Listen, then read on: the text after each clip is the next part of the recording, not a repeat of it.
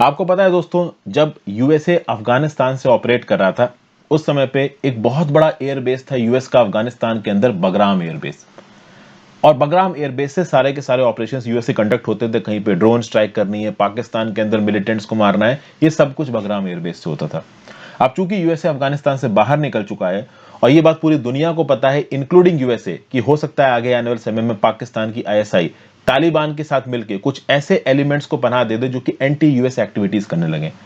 तो इस रिस्पेक्ट से इस अफगानिस्तान और पाकिस्तान वाली बेल्ट में अपने एसेट्स को सेफगार्ड करने के लिए, काउंटर टेररिज्म में अपनी कैपेबिलिटीज को बढ़ाने के लिए यूएस को पास में ही एक एयरबेस की जरूरत है। और ये एयरबेस इंडिया में भी आ सकता है। अब ये बात यहां पे कैसे निकल के आ रही है? इसलिए निकल के आ रही है क्योंकि यूएस के जो सेक्रेटरी ऑफ स्टेट है एंटोनी ब्लिंकन साहब, ये रिसेंटली हाउस ऑफ रिप्रेजेंटेटिव्स की फॉरेन अफेयर्स कमेटी के सामने गए।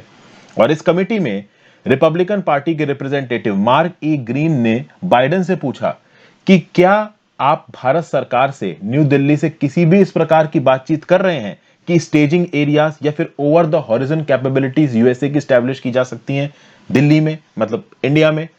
तो इस बात पे एंटोनी ब्लिंकन ने जवाब दिया कि जो बाइडेन का एडमिनिस्ट्रेशन प्रोएक्टिव बेसिस पे न्यू दिल्ली से बात कर रहा है, भारत से बात कर रहा है, और हो सकता है कि आगे आने वाले समय में नॉर्थ वेस्ट इंडिया में कुछ यूएस एयर बेसिस को अलाउ कर दिया जाए। अब इस पर्टिकुलर न्यूज को थोड़ा समझने की कोशिश करते हैं। ये देखिए, एक बड़ी मेजर न्यूज है।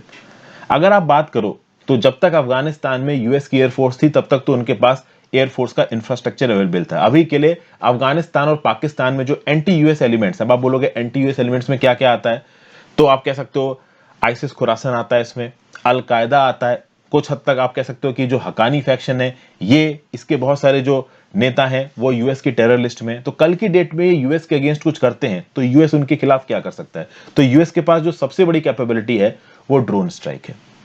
तो क्या अभी के लिए इस अफगानिस्तान और पाकिस्तान में अटैक करने के लिए, ड्रोन स्ट्राइक करने के लिए कोई बेस है क्या यूएस के पास में? देखिए, यूएस के बेसेस हैं आपके कतर में और कुवैत में।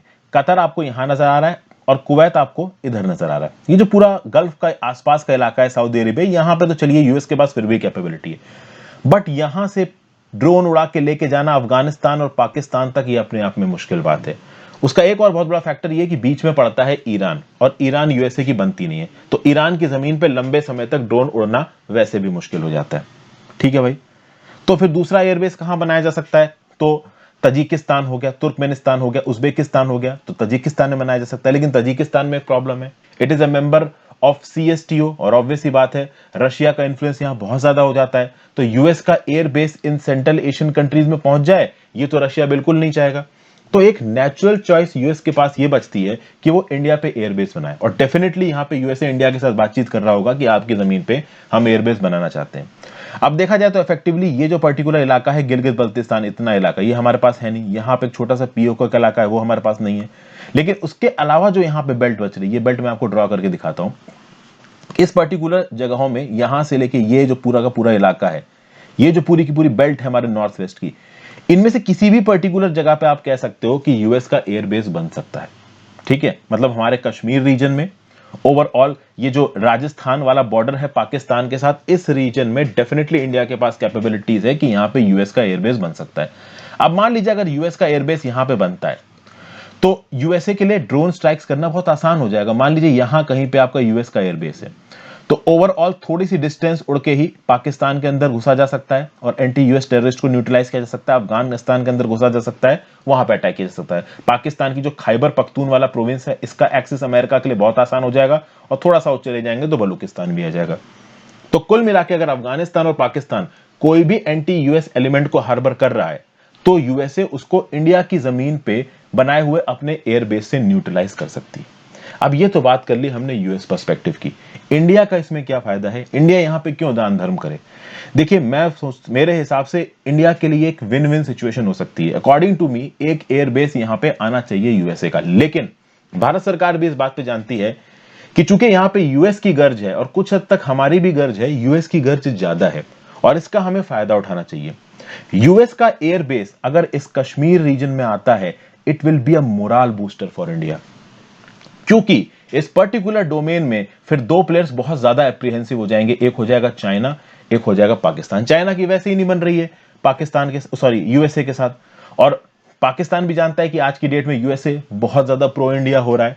तो इस केस में इस कश्मीर वाले रीजन में या फिर इस नॉर्थ वेस्ट के जो आप कह सकते हो राजस्थान के साथ बॉर्डर वाला इलाका है हमारे इंडिया का, इन पर्टिकुलर जगह पे अगर कोई यूएस एयरबेस बनता है, definitely Pakistan and China will be having nightmares, थोड़ी प्रॉब्लम हो जाएगी इनको। और इंडिया को क्या पुश मिलेगा? अब ऐसा नहीं है कि यूएस के सोल्जर्स यहां पे एयरबेस बना लेंगे तो वो इंडिया के लिए लड़ने लगेंगे, नहीं, वो मिनिमम फोर्स को यहां पे डिप्लॉय करेंगे, बस ड्रोन स्ट्राइक्स के लिए इस एयरबेस को मेंटेन किया जाएगा। लेकिन समझिए, अगर हम अपनी जमीन को एयरबेस बनाने के लिए देते हैं यूएसए को, तो उससे हमें क्या क्या फायदा हो सकता है? फर्स्ट ऑफ ऑल, हम अपने हिसाब से यूएसए से state of the art weaponry खरीद सकते हैं। आज की डेट में चाइना और पाकिस्तान जैसी कंट्रीज को काउंटर करने के लिए, ना केवल आर्म्ड फोर्सेस के लिए, हमारी नेवी के लिए भी हमें यूएस की टेक्नोलॉजी की मदद है, उनके एडवांस्ड वॉरशिप्स की जरूरत है।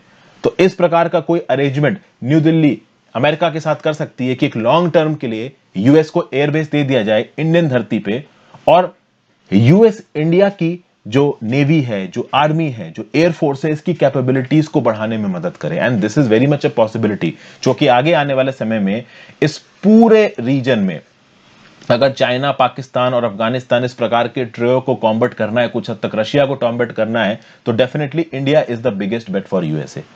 हालांकि इंडिया की जमीन पे एयरबेस आता है अगर यूएस का, तो रशिया के साथ इंडिया की इक्वेशन कैसे इवॉल्व होगी, ये एक ऐसा पॉइंट है जिसके बारे में अभी ज्यादा कुछ नहीं कहा जा सकता, आगे आने वाले समय में पता चल जाएगा। But definitely it will be a foreign policy win अगर भारत सरकार कुछ ऐसे डील्स स्ट्राइक कर सके यूएसए के साथ जो कि डेफिनेटली इंडिया के बहुत ज्यादा फेवर में हो। और पहली बात, उसके साथ साथ यूएस की जो मिलिट्री और यूएस की जो एयरफोर्स, मिलिट्री तो मेरे ख्याल से उनकी ज्यादा नहीं आएगी, लेकिन ये जो यूएस की एयरफोर्स के जो ऑफिसर्स, जो भी उनकी ड्रोन कैपेबिलिटीज इनके मिलिट्री बेस में आएंगी, अगर कोई बगराम एयरबेस जैसा इंडिया में डेवलप होता है तो, और खासकर कश्मीर रीजन में आता है, तो इंडिया की जो काउंटर टेररिज्म कैपेबिलिटीज हैं इस कश्मीर रीजन में, ये भी बहुत बढ़ जाएंगी। हालांकि इसका अपोजिशन भी होगा कि हमारी सरकार यूएस को हमारे बेची जा रही। देखिए, यूएस के एयर बेसिस बनने से हमारी सोवरेनिटी जाने वाली नहीं है, भारत सरकार जब चाहे उन एयर बेसिस को हटा सकती है, लेकिन इस समय पे हम चारों तरफ दुश्मनों से घिरे हुए हैं। तो अगर यूएस का अनकंडीशनल सपोर्ट इंडिया को मिलता है, it will be a long term victory for India. क्योंकि देखिए, जितना यूएस परेशान है काउंटर ये टेररिज्म एक्टिविटीज की वजह से और काउंटर टेररिज्म के लिए वो अपनी कैपेबिलिटीज डेवलप कर रहा है, उतना ही हमारे लिए जरूरी है। अभी रिसेंटली आपने देखा कि दिल्ली पुलिस की स्पेशल सेल ने और उत्तर प्रदेश एटीएस ने कुछ आतंकवादियों को आतंकवादी एक्टिविटी करने से रोका है। तो पाकिस्तान की इंसर्जेंसी इंडिया के अंदर चालू है, प्रॉक्सी वार चालू है। At the same point of time Afghanistan में तालिबान कैसे एक्ट करेगा? ऐसा नहीं है कि तालिबान एकदम से हमसे नाराज हो जाएगा अगर यूएस एयरबेस आ जाता है। रीजन भी कि तालिबान के साथ तो यूएस एंगेज कर ही रहा है। यूएस का टारगेट है आइसिस, खुरासन, अल कायदा जैसे नेटवर्क्स, लश्कर ए तैयबा जैसे नेटवर्क। तो ये नेटवर्क हमारी जमीन पे उल्टा सीधा कुछ ना कर पाए। अगर ऐसा कोई एयरबेस इंडिया के अंदर आ जाता है, तो इस पर्टिकुलर एयरबेस में यूएस और इंडिया मिलकर डिप्लोमेसी करके केवल एंटी यूएस टेरर ग्रुप्स को नहीं तोड़ेंगे, वो एंटी इंडिया टेरर ग्रुप्स को भी निस्तनाबूद कर सकते हैं। आप देखते हैं इसके लिए क्या बात होती है। हमारी भारत सरकार के आला अधिकारी जो बड़े बड़े एक्सपर्ट्स हैं, वो डेफिनेटली यहाँ पे यूएस को इस चीज से लेके बातचीत कर रहे होंगे। और India is the best bet for USA, क्योंकि देखिए कुवैत और कतर ये बहुत दूर हो रहे हैं आपके अफगानिस्तान पाकिस्तान से, बीच में ये फिर ईरान वाला एंगल आ रहा है, ये सेंट्रल एशियन कंट्रीज में ज्यादा यूएस कुछ कर नहीं सकता। तो India is the best bet, US is the best for India, India is the best bet for US. और अगर इस प्रकार का कोई एग्रीमेंट हो जाता है, देन डेफिनेटली चाइना और पाकिस्तान, इन दो कंट्रीज को तो तगड़ी टेंशन होने वाली है। तो एक छोटा सा एनालिसिस, आई होप आपको पसंद आया हो।